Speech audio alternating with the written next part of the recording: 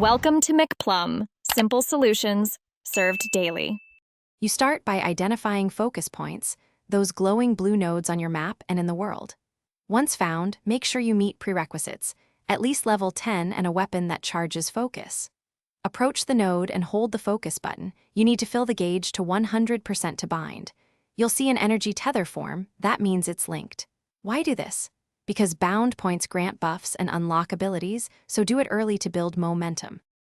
Once bound, you must harness the effects. Activate the linked skill from its assigned slot to consume focus and trigger bonuses. Make sure to chain this into your combos. Dash attacks and air moves both extend the duration and amplify damage. You'll also need to manage resource flow. Focus decays over time, so recharge it by landing hits, successfully parrying, or resting at nearby shrines. This is why timing matters. Use skills when enemies are clustered, or during windows after enemy stuns. To finish, invest resources to upgrade focus nodes at altars. This increases potency and reduces decay. Once upgraded, optimize your build by swapping talents toward focus duration or raw damage, depending on the encounter. If something goes wrong, binding can fail when enemies are nearby or you're interrupted, so reposition and clear threats, then retry.